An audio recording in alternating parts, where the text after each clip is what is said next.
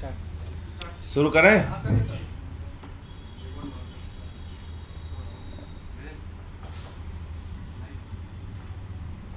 सभी पत्रकार बंधुओं को नमस्कार। आज अदालत ने फिर से 5 दिन की रिमांड स्वीकृत की है। ईडी ने 7 दिन की रिमांड मांगी थी, 5 दिन की रिमांड स्वीकृत की गई है। लेकिन ये पूरा मामला, जैसा हम लोग पहले दिन से कह रहे हैं, राजनीतिक द्वेष के कारण ये पूरा मामला दिल्ली की सरकार को बदनाम करने के लिए, दिल्ली के शिक्षा मॉडल को डिरेल करने के लिए, दिल्ली के लोगों ने आम आदमी पार्टी को जिता क्यों दिया, सरकार क्यों बनवा दी, इसकी सजा देने के लिए मनीष सिसोदिया और सत्येंद्र जैन को जेल में रखा गया है। इस पूरे मामले का ना कोई सिर है ना पैर है। कहते मनीष सिसोदिया ने भ्रष्टाचार कर दिया। 14 घंटे सीबीआई की छापेमारी हुई, घर खोद डाला, कुछ नहीं मिला। गांव में छापेमारी की, कुछ नहीं मिला। दफ्तर में छापेमारी की, कुछ नहीं मिला। बैंक के लॉकर को चेक किया, कुछ नहीं मिला। सीबीआई ने लोगों के गवाही ली और गवाही लेकर पहली चार्जशीट दाखिल की, मनीष सिसोदिया का नाम नहीं।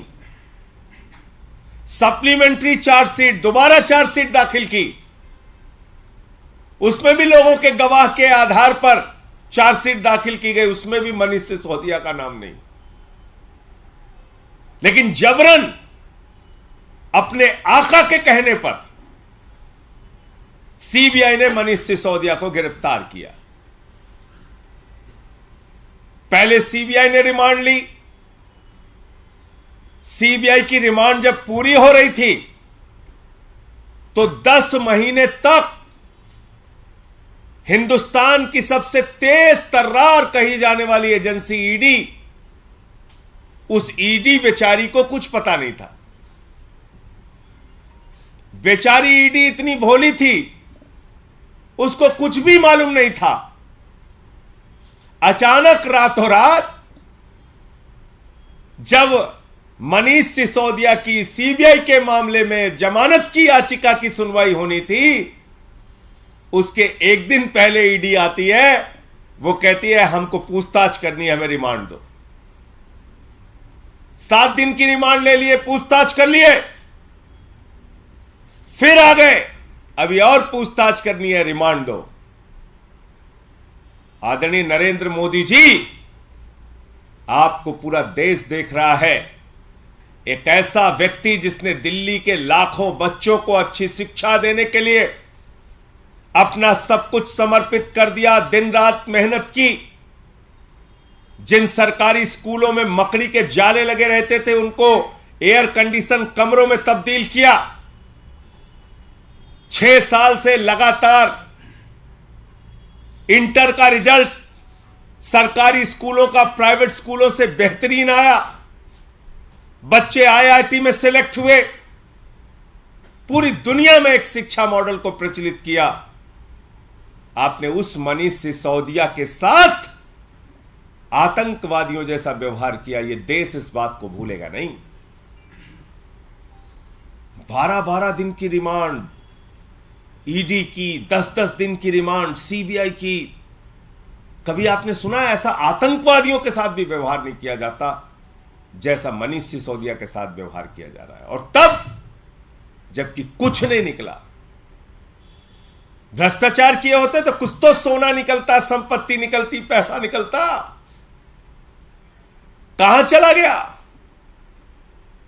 तो इसलिए मैं यही कहना चाहूंगा भाजपाइयों को कि तुम्हारे अत्याचार को, तुम्हारे जुर्म को, तुम्हारी तानाशाही को, तुम्हारी गुंडागर्दी को, जांच एजेंसियों के दुरुपयोग को सारा देश देख रहा है। और मोदी जी, आपको इस देश की जनता ने देश का प्रधानमंत्री बनाया। आप अपने उस पद का इस्तेमाल मनीष सिसोदिया जैसे लोगों को प्रताड़ित करने में, उनके ऊपर अत्याचार करने में, उनके साथ आतंकवादियों जैसा व्यवहार करने में लगा रहे हैं। समय आने पर देश की जनता आपको जवाब देगी। तो मुझे इतनी बात कहनी थी कि आज ये जो रिमांड मांगी गई है ईडी के द्वारा, ये निरर्थक प्रयास है, इसका कोई आधार नहीं है और ये इस बात को बताता है कि हताशा और निराशा में अपने आका के आदेश को मानने के लिए ईडी जबरन रिमांड मांगने का काम कर रही है। आपके कोई प्रश्न हो? लेकिन संजय जी, बीजेपी लगातार ये कह रही है, आज भी प्रेस कॉन्फ्रेंस की, कि ये सारी पॉलिसी जो है वो अरविंद केजरीवाल के घर पे तैयार हुई है। उसमें आपका भी नाम जोड़ा है कि संजय सिंह, सत्येंद्र जैन, मनीष सिसोदिया सब मिलकर बना रहे थे पॉलिसी। सारा जो अधिकार था पैसा खाने का, देखो भाई, मैं तो आपसे कह रहा हूं कि मैं अडानी के घोटाले को खोलने में लगा हूं। अडानी के घोटाले को खोलने का काम जारी रखूंगा। आप लोगों के माध्यम से नरेंद्र मोदी जी तक अगर मेरी बात पहुंच रही हो तो मोदी जी कान खोलकर सुन लीजिए। अपने चेले अडानी को भी बता दीजिए, उसको भी बोलिए कान खोलकर सुन ले। अपनी पूरी की पूरी भारतीय जनता पार्टी और सारी जांच एजेंसियों को बता दीजिए, सब लोग कान खोल के सुन लीजिए। अडानी के घोटाले पर पूरे देश में आपको बेनकाब करूंगा। आपने महाघोटाला किया है, उसके बदले में आप और आपकी पार्टी और आपकी जांच एजेंसियां मुझे फांसी पे चढ़ाना चाहें तो चढ़ा दें, उसकी कोई चिंता नहीं है। और जहां तक मेरे अपने जीवन का सवाल है, पूरी ईमानदारी के साथ पूरा जीवन जिया हूं। आकाश से लेकर पाताल तक जांच कराओ, जितनी हिम्मत और जितनी एजेंसियां हैं तुम्हारी जांच कराओ। कुछ भी अगर मिल जाए तो भ्रष्टाचार के मामले में जो सजा लिखी हो उससे 10 गुना ज्यादा सजा दो, मैं कह रहा हूं। लेकिन अडानी के घोटाले पर छोड़ूंगा नहीं। कान खोल के पूरे देश के भाजपाइयों सुन लो, जितनी मन आए गालियां दो। भारत माता की संपत्तियों को लूटने का काम किया है तुम लोगों ने। लाखों करोड़ का कोयला लूटने का काम किया, गैस लूटने का काम किया, बिजली पानी सड़क को लूटने का काम किया, बैंकों को लूटने का काम किया, LIC को, SBI को लूटने का काम किया, सीपोर्ट और एयरपोर्ट को लूटने का काम किया। अडानी के जरिए तालिबान से ड्रग्स मंगाकर इस देश को बदनाम और बर्बाद करने का काम तुमने किया है। यह बात एक नहीं 1000 बार तक बोलता रहूंगा, अंतिम सांस तक बोलता रहूंगा। और ऐसी बंदर घुड़कियां मैंने राजनीति में बहुत देखी है। ये भाजपाई बच्चों से मैं कहना चाहता हूं, ऐसे मत खेलो मेरे साथ। ऐसे बहुत मैंने बंदर घुड़कियां अपनी जिंदगी में देखी है। जितना दम है सारी एजेंसियों को लगाओ, लेकिन अडानी के घोटाले पे छोड़ूंगा नहीं। एक दूसरा मामला है, बीजेपी के कई नेता इस पे सवाल उठा रहे हैं कि जिस तरह मनीष सिसोदिया अभी इतने मुश्किल समय में उनका बंगला आतिशी के नाम पे अलॉट कर दिया गया। आतिशी जी मंत्री हैं, उनके नाम पे अलॉट कर दिया बंगला। इसमें भाजपाइयों को क्या प्रॉब्लम? मतलब वो क्या कहना चाहते हैं?